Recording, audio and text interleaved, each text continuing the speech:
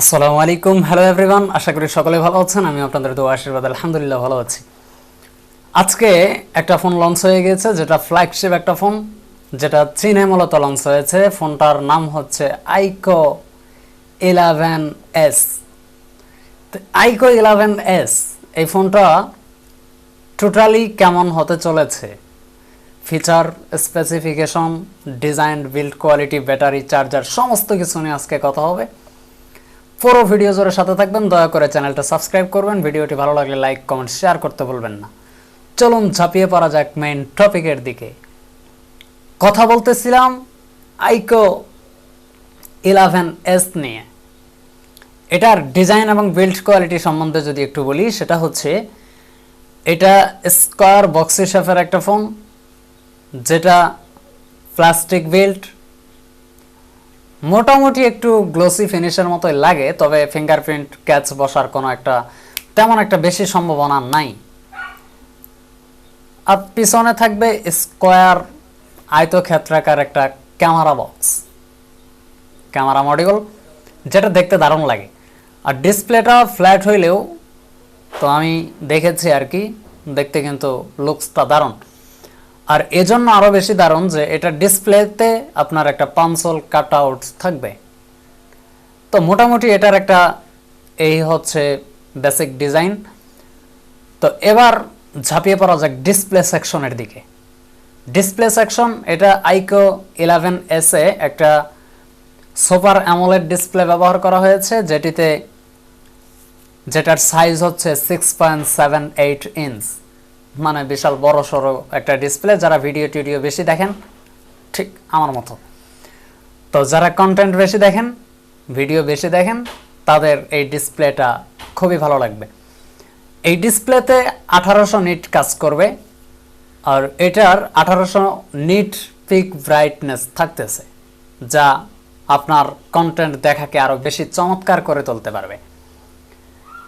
আর এই ডিসপ্লেতেই থাকতেছে নিরাপত্তার জন্য একটা ফিঙ্গারপ্রিন্ট স্ক্যানার, যেটা সত্যিই চমৎকার। এবার আমরা কথা বলবো এটার ক্যামেরা সেকশন নিয়ে।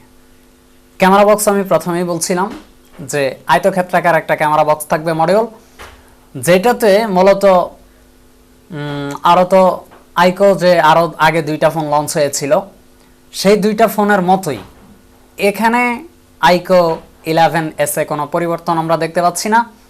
তো এইটাতে লেটেস্ট ক্যামেরা মডিউল থাকবে, এটা সত্যি আপনাকে একটু সারপ্রাইজ করে তুলবে। তো প্রসেসর হিসাবে যদি একটু কথা বলি, তো এটার ক্যামেরা সম্বন্ধে তো বলাই হলো না পুরোপুরি। এটাতে 50 মেগাপিক্সেল ক্যামেরা থাকবে, এটা হচ্ছে প্রাইমারি ক্যামেরা, মেন শুটার, এবং 8 মেগাপিক্সেলের একটা আলট্রা ওয়াইড থাকবে, এবং সামনে ভিডিও কলে কথা বলার জন্যে, এমনকি পটপট করে সেলফি তোলার জন্য থাকবে একটা 16 মেগাপিক্সেলের সেলফি ক্যামেরা, যা আপনাকে সত্যি একটা সুন্দর একটা লুকস দিতে সক্ষম। তো ভিডিও কলে এটার পারফরমেন্স অত্যন্ত। প্রসেসর হিসাবে এটাতে থাকবে 11s লেটেস্ট কোয়ালকম স্ন্যাপড্রাগনের 8 জেনারেশন 2। এই প্রসেসর দ্বারাই মূলত এই ফোনটা রান করবে। আপনারা জানেন যে কোয়ালকম স্ন্যাপড্রাগনের কোনো তুলনা হয় না, এটা অত্যন্ত ভালো একটা প্রসেসর নিঃসন্দেহে। এবার যদি এটার স্টোরেজ সম্বন্ধে একটু কথা বলি, সেটা হচ্ছে সর্বোচ্চ 16 জিবি থেকে 1 টিবি পর্যন্ত স্টোরেজ থাকবে, যা সত্যিই চমৎকার। আপনি এত স্টোরেজ, লম্বা স্টোরেজ থাকলে সুবিধা হয় কি, একটু স্টোরেজ যদি বেশি থাকে সেক্ষেত্রে আপনার ফোনটা হ্যাং হওয়ার কোনো সম্ভাবনা থাকে না। ফোন কিন্তু মূলত হ্যাংই হয় যে আপনার স্টোরেজ যদি কমে যায়, সেটা ফিল আপ হওয়ার কারণে ফোন কিন্তু ল্যাগ করতে পারে, হ্যাং করতে পারে, স্লো হতে পারে। তো এইখানে এটা চমৎকার একটা কাজ, চমৎকার একটা জিনিস, যেটাতে 1 টিবি পর্যন্ত স্টোরেজ থাকবে। তো এই ক্যামেরাতে আবার এটার পিছনে থাকবে হচ্ছে ডিসি কুলিং সিস্টেম, যেটা আপনার ফোনকে যদি হিট করে ফেলে, কখনো যদি হিট হয়, সেক্ষেত্রে হিট হওয়া থেকে বিরত রাখবে। তো যখন ফোনটা হিট হবে, তখন ওই কুলিং ফ্যানটা অটোমেটিক চলতে থাকবে, ফ্যানটা চলার কারণে কিন্তু আপনার ফোনটা হিট বার্ন করবে না, আর হিট হবে না। তো এটা সত্যি চমৎকার। এরপরে ক্যামেরাতে যদি আরেকটু বিস্তারিত বলি, সেক্ষেত্রে সেটা হচ্ছে ক্যামেরাতে 11s OIS এর একটা স্টেবিলাইজেশন সাপোর্ট করবে, যেটার কারণে আপনি যখন ফটোশ্যুট করবেন বা ভিডিও শ্যুট করবেন তখন একটা স্টেবিলিটি ধরে রাখতে সক্ষম। এটা খুবই চমৎকার একটা ফিচার। তো পাওয়ার ব্যাকআপের জন্য যদি ব্যাটারি সেকশন একটু চলে যায়, এটাতে পাওয়ার দেওয়ার জন্য থাকবে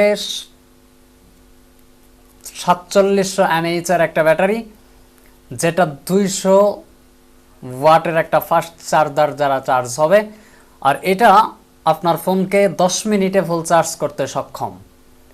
10 মিনিটে ফুল চার্জ হয়ে যাবে, এরপরে ধুমধারাক্কা চালাতে পারবেন। তো বর্তমান যে লোডশেডিংয়ের অবস্থা, তাতে আমাদের এমন ফোনই দরকার যেগুলোতে চার্জ মোটামুটি তাড়াতাড়ি হবে। তো সেখানে IQOO 11s চমৎকার একটা চমক দেখিয়েছে। সেটা হচ্ছে 200 ওয়াটের একটা ফাস্ট চার্জার, যেটা 10 মিনিটে আপনার মোবাইলকে ফুল চার্জ করে ফেলবে। তো 10 মিনিট কারেন্ট থাকে মাঝে মাঝে আইসা, ডিজিটাল বাংলাদেশ তো মাঝে মাঝে আসে, মাঝে মাঝে দৌড় দেয়, দৌড়াদৌড়ি বেশি করে আর কি। তো 10 মিনিট কারেন্ট থাকলেও আপনার ফোনটাকে আপনি ফুল চার্জ করে নিতে 100% পর্যন্ত করে নিতে পারবেন। এরপরে কিন্তু আপনি টুকটাক করে অনেক কিছু চালাইতে পারবেন। তো এটা ভারতে কবে লঞ্চ হবে, এটা আমরা এখনও ব্র্যান্ডের পক্ষ থেকে এমন কোনো নিউজ পাইনি। পেলে আপনাদেরকে অবশ্যই জানাবো যে এটা কবে ভারতে লঞ্চ হবে। আপাতত এটা চেন্নাইতে লঞ্চ। বিস্তারিত তো অনেক কিছুই বললাম, টুকটাক ছোটোখাটো ভাঙ্গাচোরা কথাবার্তা। এবার একটু প্রাইস সম্বন্ধে কথা বলা যেতে পারে। এটার দাম হচ্ছে 12 জিবি র্যাম এবং 256 জিবি স্টোরেজ, সেটা হচ্ছে 3799 ইউয়ান তথা 43,105 টাকা, প্রায় 43,105 টাকা। এবং 16 জিবি র্যাম এবং 512 জিবি স্টোরেজ, সেটা হচ্ছে 4099 ইউয়ান তথা 46,510 টাকা। আর 16 জিবি প্লাস 1 টিবি স্টোরেজ, সেটা হচ্ছে 4399 ইউয়ান তথা 49,915 টাকা। এই ছিল IQOO 11s এর প্রাইস লিস্ট। তো ভিডিওটা কেমন লাগছে অবশ্যই একটু কমেন্টস করবেন।